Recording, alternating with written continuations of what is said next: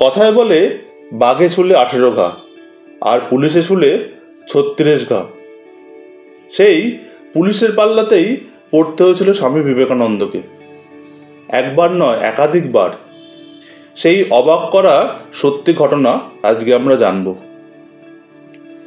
শ্রী শ্রী ঠাকুরের দেহ রাখার পরে স্বামীজি পরিব্রাজক জীবন শুরু করেন। সম্পূর্ণ কপটদক শূন্য অবস্থায় তিনি পরিব্রাজক হয়ে ভারতের উত্তর এবং দক্ষিণের বিস্তীর্ণ অঞ্চল ঘুরে বেরিয়েছেন। দীর্ঘ বহু বছরের ওই পরিব্রাজক জীবনে তিনি যে অসংখ্য বিচিত্র অভিজ্ঞতা সঞ্চয় করেছেন তা বলাই বাহুল্য। বিবেকানন্দ তখন বিহারে। ওই প্রদেশে তখন দারুণ উত্তেজনা চলেছে। সর্বত্র একটা থমথমে ভাব, কারণ ব্রিটিশ সরকারের পুলিশ কিছুদিন যাবৎ লক্ষ্য করছে যে কে বা কারা যেন আম গাছের গায়ে সিঁদুর আর শস্য বীজ দিয়ে মাখা মাটির তাল লেপে দিয়ে যাচ্ছে। সব জেলাতেই প্রায় একই দৃশ্য। কথায় বলে ঘর পড়া গরু সিঁদুরে মেঘ দেখলে ভয় পায়। এদেশের সরকারেরও তাই হলো। তারা এর মধ্যে একটা অশুভ ইঙ্গিত দেখতে পেয়ে রাজ্যময় অজস্র গোয়েন্দা পুলিশ এবং সাদা পোশাকের টিকটিকি ছেড়ে দিলেন। উদ্দেশ্য স্থানীয় মানুষদের মতলবটা কি তা খুঁজে বার করা।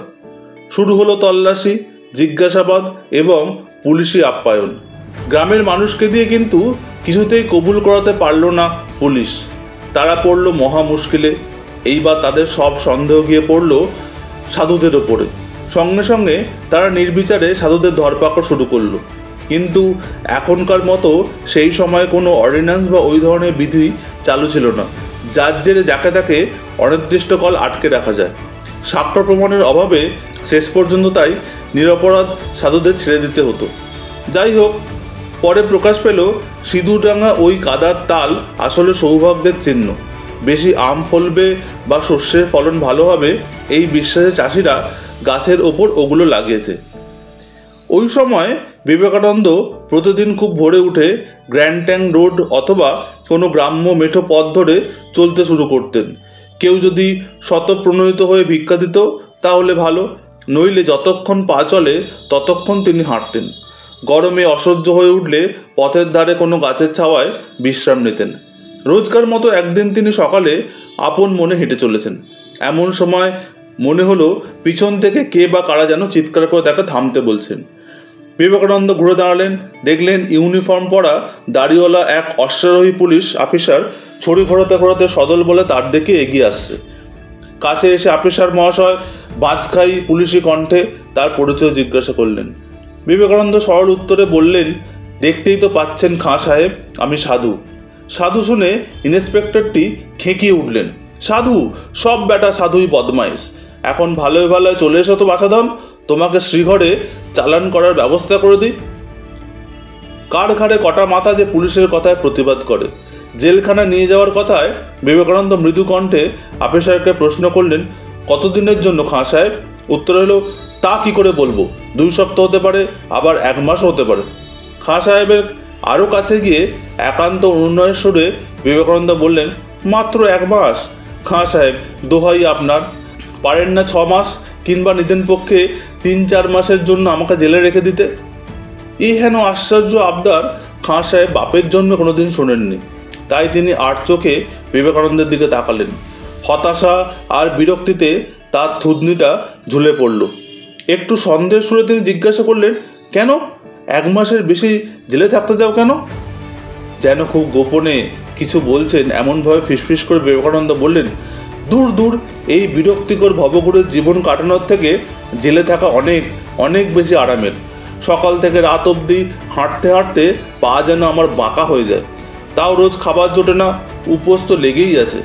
এর চাইতে জেলের ঘানি টানা ঢের সোজা। সেখানে তবু 2 বেলা 2 মুঠো পেট ভরে খাবার পাবো। খাঁ সাহেব, সত্যি সত্যি আমাকে কয়েক মাস জেলে পড়ে রাখতে পারেন তো আপনাকে আমি আমার পরম হিতৈষী বন্ধু বলে স্বীকার করে নেব। এইসব কথা শুনে খাঁ সাহেবের উৎসাহে কে যেন 1 বালতি জল ঢেলে দিল। যার পর নাই বিরক্ত এবং হতাশ হয়ে তিনি বিবেকানন্দকে বলে উঠলেন, যাও, ভাগো ভাগো। পুলিশের সাথে বিবেকানন্দের দ্বিতীয়বার ঠোকাঠকি হয় খোদ কলকাতাতেই। তিনি তখন শহরের উপকণ্ঠে কয়েকজন গুরু ভাইয়ের সঙ্গে একত্র থেকে সাধন ভজন এবং মানুষের সেবা করে দিন কাটাচ্ছেন। সেই সময় হঠাৎ একদিন এক পুলিশ অফিসারের সঙ্গে তার দেখা হয়। অফিসারটির সঙ্গে তাদের পারিবারিক বন্ধুত্ব ছিল। তিনি তখন গোয়েন্দা বিভাগের সুপারিনটেন্ডেন্ট। কর্মদক্ষতার জন্য সরকার বাহাদুরের কাছ থেকে খেতাব এবং পদক পেয়েছেন। বিবেকানন্দকে একদিন দেখে তিনি আনন্দে আত্মহারা। বিবেকানন্দকে তিনি সেই দিন রাত্রিতে তার বাড়িতে খাওয়ার নিমন্ত্রণ করলেন। যথাসময় সেই সিআইডি সুপারের বাড়িতে এসে বিবেকানন্দ দেখলেন আরও বেশ কয়েকজন ব্যক্তি এসে সেখানে উপস্থিত হয়েছে।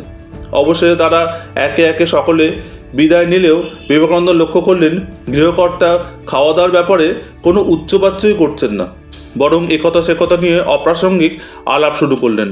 কিছুক্ষণের মধ্যেই কিন্তু তার গলার স্বর আশ্চর্য রকম পাল্টে গেল।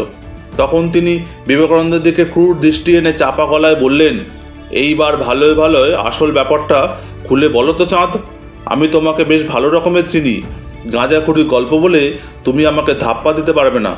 তোমরা বাইরে ধর্ম করে বেড়ালেও আমার কাছে অকাট্য প্রমাণ আছে আসলে তোমরা সকলেই সরকারের বিরুদ্ধে ষড়যন্ত্রে লিপ্ত আছো।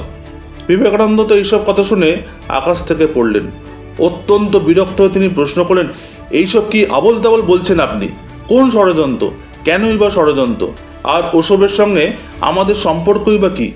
এই কথায় ঠান্ডা মাথার পুলিশ অফিসারটি বললেন, আমিও তো ঠিক সেটাই জানতে চাইছি। ইংরেজ সরকারের বিরুদ্ধে একটা জঘন্য ষড়যন্ত্র চালাচ্ছ তোমরা, সেই ব্যাপারে আমি নিশ্চিত। আর এও জানি তুমি হলে সেই দলের পান্ডা। ঝেড়ে কাশো তো দেখি ভায়া, কথা দিচ্ছি তাহলে তোমাকে আমি রাজসাক্ষী করে দেব।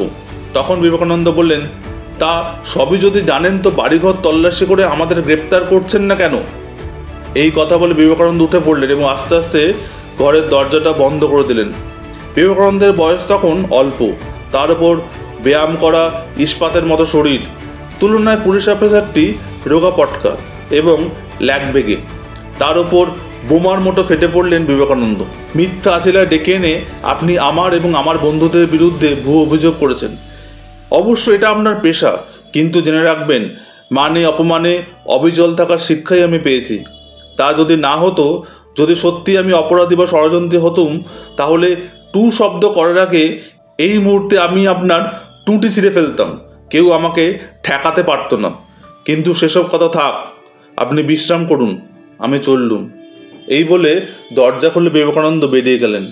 আর জাঁদরেল পুলিশ অফিসারটি ভয়ে কেঁচো হয়ে চুপচাপ বসে রইলেন। বলা বাহুল্য, সেই দিনের এই ঘটনার পর থেকে তিনি বিবেকানন্দ এবং তার অনুগামীদের আর কখনো ঘাঁটাতে সাহস পাননি।